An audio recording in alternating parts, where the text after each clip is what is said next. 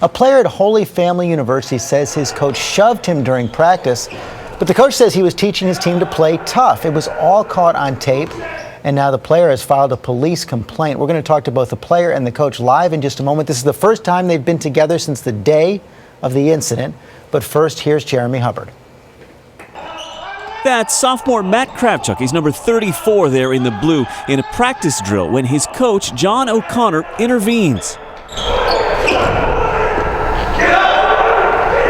Look again, O'Connor grabs the ball and bumps Kravchuk to the floor and then appears to kick him while he's down. I didn't really see it coming. It just kind of caught me by surprise. The player later filed a police complaint saying the coach elbowed him and backhanded him, giving him a bloody nose and scrapes to the head and lip.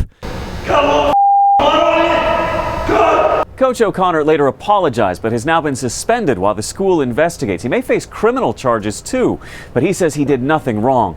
In an interview with the Philadelphia Daily News, the coach let his emotions show. I can't believe this happened to me. He says he never intended to cause harm.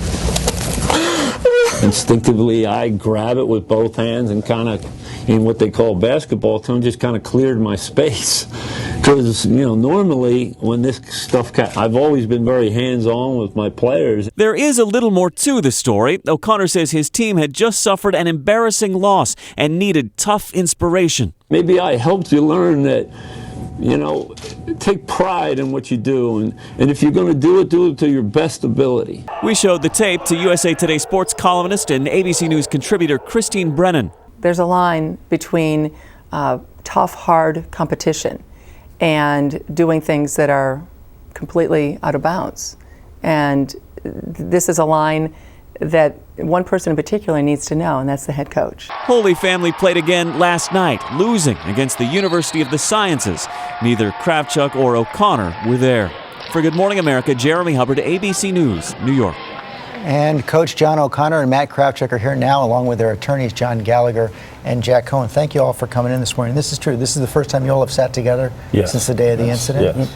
Let's try and go back to what happened. Now, Coach, I know that you believe that that videotape that's shown kind of takes this out of context. So as you're talking, we want to show a little bit more of the practice, showing that this was what you all call, I guess, a rough rebound. It's called a combat rebounding drill. And, the idea of the drill is just to compete against two guys. And while you're also teaching them how to rebound, get offensive rebounds. But you did feel badly enough about what happened right there to apologize to Matt and the whole team that evening. Oh, no question, no question. What happened? It was an accident. It was an accident, and it was unintentional. And that kick was unintentional? Yes. Looked pretty direct. The drill itself is you're supposed to continue to try to keep the drill going. So as he goes down, I'm trying to get them to stay competitive and keep the drill going. So I just nudged him with my foot to try to keep him kind of moving in the drill. And Matt, some of the other players, they've actually written a letter about this, and they say that that was fairly common for the coach to do something like that. You met with the coach that evening, and he apologized, and you actually continued to go to practice for several days after that, correct? Yes. Tell us about the apology. He called me into his office and he apologized. We talked for a few minutes. He said he was sorry for what he did and that he crossed the line. He said he realized that everything that happened could ruin the 18 years of his career up to that point. He seemed remorseful at the time, but I don't know, it just didn't feel right. And then he apologized to the team shortly after that. And right, the team all met that evening. In fact, the team says that he apologized profusely that night. As I said, you continued to practice for several days after that. So what happened? What changed your mind, and when did you decide that the apology and the action that the school had taken just wasn't enough? Well, actually, the school didn't take any action. I emailed the athletic director the day it all happened, and the day after that I met with her, and she reassured me that action would be taken, at least some sort of action. So I continued to go to practice for the next few weeks, and then when I realized that nothing had been done, me and my parents met with her again, and she wouldn't tell us anything that happened. So she wouldn't tell you what happened, but Coach, you maintain that the athletic director actually did take some action after you met with her. Yes, she brought me in, and we reviewed the tape, and she went through the tape with me, just mentioning, as far as going through each part of it and what I would, need to improve, and what she felt that was out of hand and what wasn't out of hand. So you know now what you did was over the line, right? Not really. I just feel that, I was a coach and I was trying to get my team more competitive, and in doing so, I made a mistake.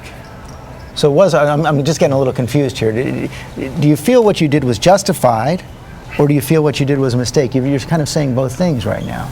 Well, the whole thing here is that as it went on, I just felt that it was an accident, and it was unintentional, and I was really sorry that it happened. And if that 30 seconds I could take back, I certainly would. But unfortunately, in this world, you can't do that. And for that, I really apologize. So Matt, what do you want to have happen now? I've been struck, and I've mentioned it a couple of times now, by the letter signed by all of your former teammates. You've left the team now, correct? Actually, they didn't sign it. They issued the letter. I see you shaking your head. So let me correct. It's all the teammates, George. Well, it says from the Holy Family men's basketball team. It's not the entire team. I could tell you from other players that we've talked to, it's not the whole team supporting them. Maybe some of the players of the team. Well, if I could just disagree, the whole team appeared on Fox News in their uniform regale and stood behind that letter. The entire team did not. There were several players who weren't there. I've talked to them. The letter was prepared by the captain and the co-captain. The team met, at least on the part of Sam Mushman, who I spoke with, and I believe people from your staff spoke with. He said the entire team met, and it was a unanimous And they vote. say that the coach was acting out of love. He apologized profusely, and they want to move on. They want him to keep his job. What do you want to have happen right now? Well, first, honestly, it's easier for them to accept his apology. Nothing ever happened to him or to any of them. I just wanted some action taken, and I felt the university owed it to me to take some sort of action. When they didn't, I took it to the police. What do you want exactly to have happen?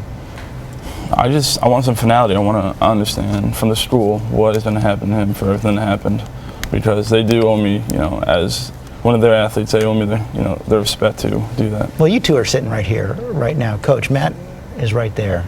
Tell him what you feel and what you're sorry for. The main thing is that this was an accident.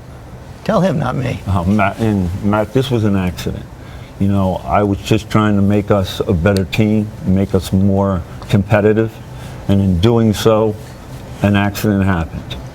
And it was unintentional by me, and I'm really sorry that it happened. If I could take it back, I certainly would. But again, it was an accident, and I'm really sorry that it happened. What's your response? To be honest, it's kind of hard to accept your apology just because, you claim it's justified and you claim you weren't crossing the line. And also, I came to the Holy Family to play basketball, and now I'm injured. I can't play, and I can't play for you anymore just because, as your player, I'm supposed to be able to respect you, and I don't feel I can do that anymore. Well, one of the things I'd also like to say is, I thought me and Matt had really kind of bonded through the year, because in the beginning of the year, he kind of struggled picking some things up. But I was really proud, because every day when Matt would come in, he worked extremely hard. And I think as he got me along and started to pick up the things that I was doing, I was really proud at where he came as a player. And I just feel it unfortunate if I never get the chance to coach him again. Well, I'm afraid that's all we have time for this morning. Maybe you all can continue this off camera, but thank you all for coming in this morning. Thank you. Thank you.